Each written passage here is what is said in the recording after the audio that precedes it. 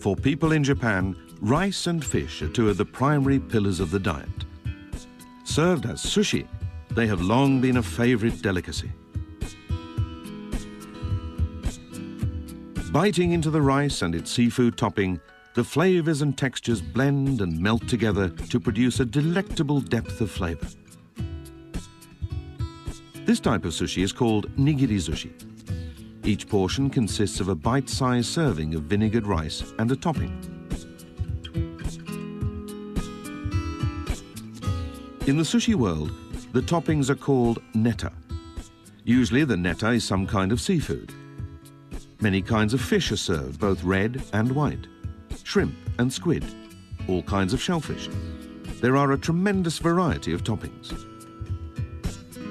In the jargon of the sushi shop, the rice base for the sushi is known as the shari. The chef blends vinegar into steaming hot, freshly cooked rice using a paddle. It takes skill to mix the vinegar into the rice without crushing the individual grains.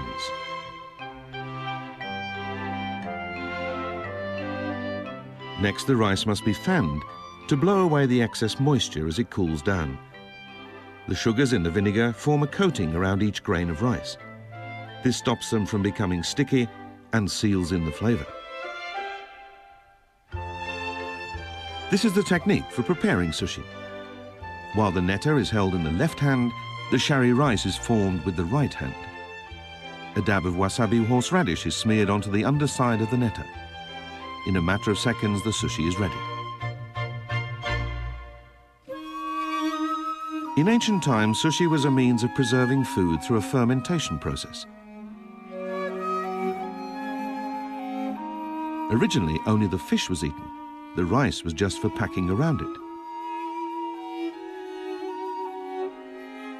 It was in the early years of the 19th century that sushi developed into the form that we recognize today.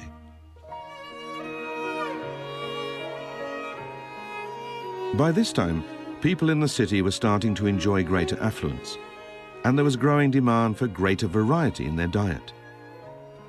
New kinds of food were developed to match the informal style of eating at food stalls. This was how nigiri sushi came into being. Over time, what began as a method for preserving fish developed into Japan's most famous food that today is eaten around the world. Stuart, how popular is sushi among foreigners? Well, it's very popular these days. However, some foreigners confuse sushi and sashimi. Oh, I see. So I think it's useful if we can explain basic points, like the fact that sushi always contains rice. I agree. But yes. These days, sushi shops can be found in many other countries. That's right. Why do you think sushi has become so popular outside Japan? Well, raw fish or raw meat has traditionally been regarded as rather dangerous by many Westerners, but well-cooked food was believed to be safe. However, people began to discover that raw fish properly kept and properly prepared is not dangerous, but actually healthy. And the wasabi and the ginger have an antibacterial effect. And of course also it doesn't smell fishy and it's delicious. So it's now regarded as a health food. Wow. But how about eating rice?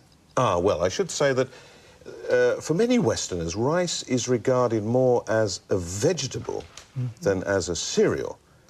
So it's an alternative to potatoes rather than an alternative to bread, as it is in Japan. I see. That's interesting. But we don't eat potatoes without butter or cheese or gravy or some kind of flavouring.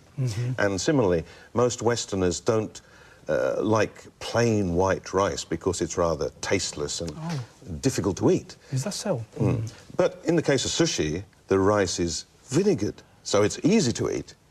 And I think as a result, sushi, or sushi, is now regarded as part of international cuisine.